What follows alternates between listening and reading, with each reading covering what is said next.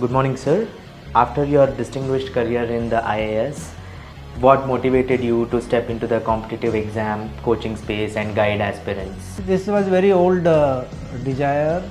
Even when I started preparing for the civil service examination, I had no exposure to coaching also. My colleagues were there in neighborhood. They were preparing for civil service examination, and they explained to me how the civil service examination is conducted by UPSC. So I started with that difficulty. I saw that struggle everybody undergoes for preparing the civil service competitive examinations. So this space is always available. Of course, there are many institutions of repute who are doing coaching to many people, but then that is not enough. There is always need to evolve continuously and give that service selflessly, not as a business. So here we want to do it as a selflessly, and I am going to involve my other colleagues also, who are also willing to motivate and mentor aspirants, civil service aspirants. So that's what is the motive behind this. Thank you, sir. So for this novel initiative that you have taken, and I'm sure that a lot of young minds would be inspired to walk your path of becoming an IAS and serving the nation.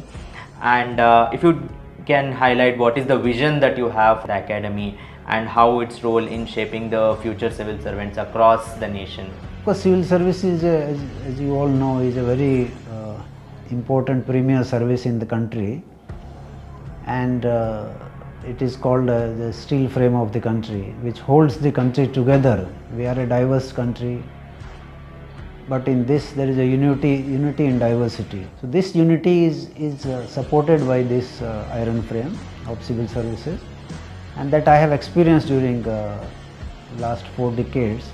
So we have to prepare aspirants continuously, because new aspirants also have to evolve as the society is changing, as the modes of administration are changing, the new challenges are coming. So it's a continuous process through some expert organizations and institutions, and even in collaboration with many people. This space can be filled up, and we thought that this institute which we are promoting is going to help in a big way. Sure, sir. Thank you so much for that. And in your service days, you had started something called as Apna Desh initiative, wherein you were highlighting all the good works and the positive change civil servants have brought into the society. I think we are seeing this as an extension of your work during that period. If you could highlight on that and the process and what all it involved. Yeah, Apna Desh, we started as a society way back in 1991 in Belgaum, when I was CEO. That time we noticed that the budget provided to us for development works is very less, and the demand for works is much more. We thought of an idea to ask community also to contribute for those works and also supervise those works. They could contribute by way of labor or by way of materials or by any other means. So that collection responsibility also we gave to them, and that's how we could mobilize crores of rupees through various communities, and they manage those funds and joined hands with the government. So government alone cannot do everything in a society. The government and community together can do a lot of things, and that also promotes the willingness to do good work and continue to do good work in everyone. So that is the fundamental principle of Apna Desh Association, and of course lifelong I have been practicing that principle of Apna Desh, and during service also I did, and post service also I have been doing that, and this coaching institution also is a part of that, as you rightly said it. Right, sir. So like you mentioned, there are like different challenges that you have handled, and you have wonderfully articulated that in your 2 books, that is Innovations in Administration and Community Catalyst. So if you could tell us more about the books and what all it involves, so that aspirants can feel motivated by how all positive change can be brought into the society. Yeah, it's very interesting. Of course, I never imagined that I could be IAS. I come from a very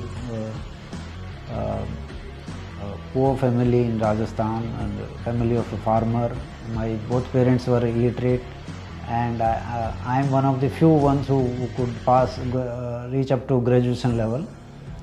And I studied all through Hindi medium, but then I decided that I will clear the examination by studying English, and thereafter I attempted and took examinations first in Rajasthan Administrative Service in English medium, then Indian Administrative Service with English medium. So if you want to do something, you can really do it. So during service also, when I joined Indian Administrative Service also, I wanted to do what I felt was good for community and society. And I experienced that there is the law is not against us. Of course, law has certain mandate, you do certain things is written, certain things is not written. It is good that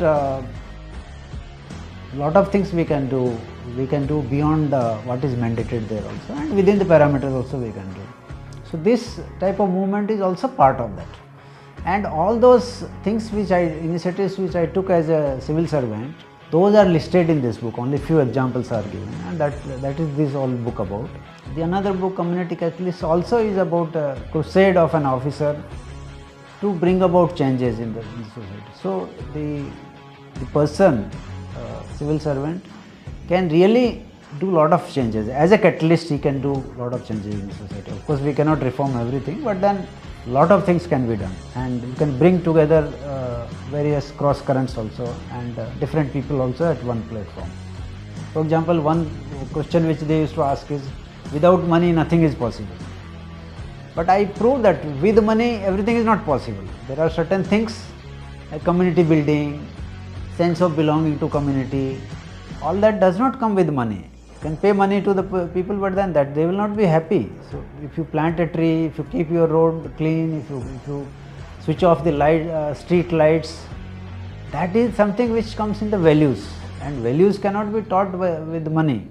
So this concept is what we drill down in their minds, and it was well accepted by them.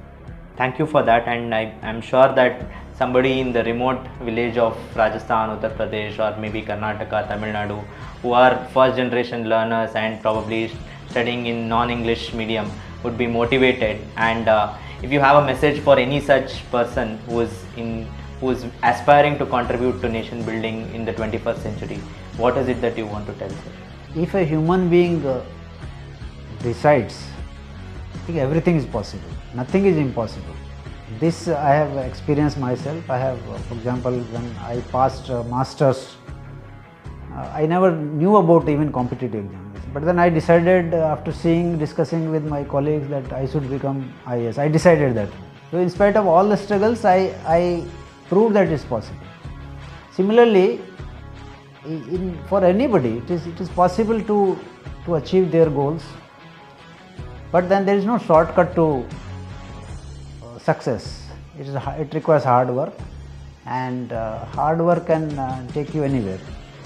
People say that it is only 1% inspiration, 99% is perspiration. So you have to perspire, you have to work hard, and that is what it takes. So it's possible.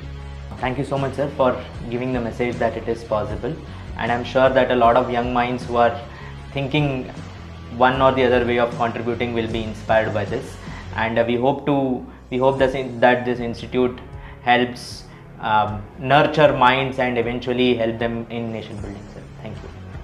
Thank you.